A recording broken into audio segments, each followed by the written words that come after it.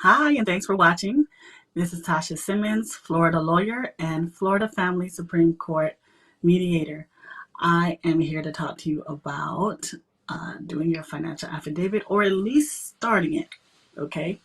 So again, if you didn't see the last video, definitely watch it. This is day one.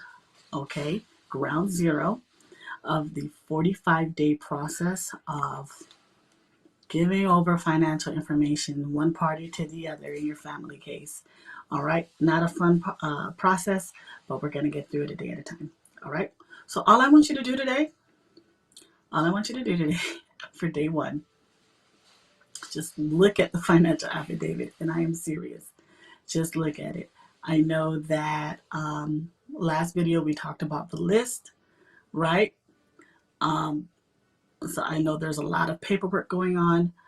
I just want you to look at the financial affidavit.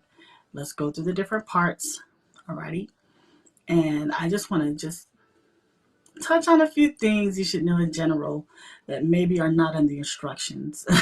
If you downloaded the form from focourts.org, or maybe it was sent to you, I don't know how you got the form, right?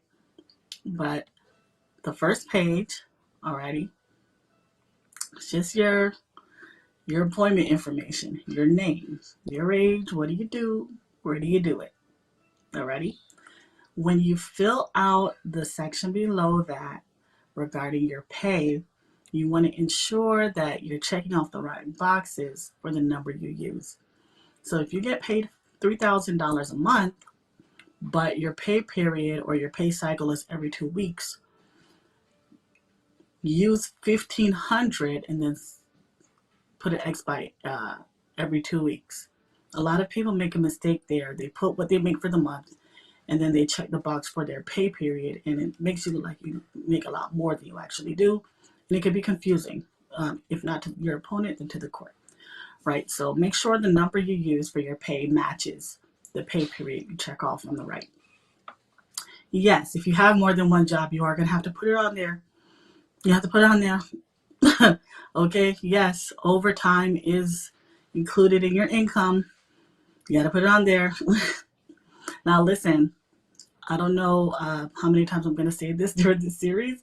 I do not mind saying it every time you see me, but if you have a concern that something you're required to turn over hurts you or it's not in your best interest, or you really shouldn't have to, talk to your attorney if you have one. Okay, if you're my client, make an appointment with me, of course, and we'll talk about it. But not complying with the rule of mandatory disclosure is never the answer. Okay, so let's talk about that. All right, so the next section, you're probably not ready to do that right now anyway because you need your pay stub. All right, so if you feel up to it, if you're not feeling overwhelmed, right, you can tackle the first page of the form, but go ahead and get your pay stub before you start. Now, also important before you start, ensure you're doing the right form, okay? You may see the phrase Florida Family Financial Affidavit or Florida Family Law Financial Affidavit. And under there in parentheses, it'll have a statement about your income. Are you making under $50,000 gross per year, or are you making 50 or more? Right? If you're making 50 or more, you do the long form or the standard financial affidavit. If you're making less than 50,000 per year, then you can do the short form, okay? Now, I like to see an opponent do the long form personally for different reasons, which would make this video very long. But so in order to ask my opponent to do that, then I have my client do it, because usually if I do it, they're just gonna hit back by asking us to do the long form anyway. So just do the long form. It can't hurt. Alrighty. The second page and on, like on to the next page or two, depending on which form you're doing. You're just filling in your expenses, what you pay each month for each of those categories, your household expenses. I think the Florida Supreme Court has finally added a line for your car note or your car loan if you have one. For years, we have not had a line for that, so you just had to write it in one of the blanks. but I think it's there now. Okay, and if you don't see it on the form you're using, you're probably using an outdated version. You don't want to do that. Alrighty, but if it's an updated version and you downloaded it from the Florida Supreme Court website or flcourts.org, and there's no line for your car note, it's not a mistake. You're not going crazy. You have to write it in. Alrighty. So for all of those, fill them in completely, truthfully, okay? And make them monthly numbers. So even if it's not something that you spend or an expense that you pay every month, convert it to a monthly figure. And if it's estimated, just put a little EST or some kind of star to let the court know this is an estimated number. Alrighty. So that is just the first half of financial affidavit, okay? The first 3 sections, don't push it. If you get through those today, give yourself a pat on the back, breathe,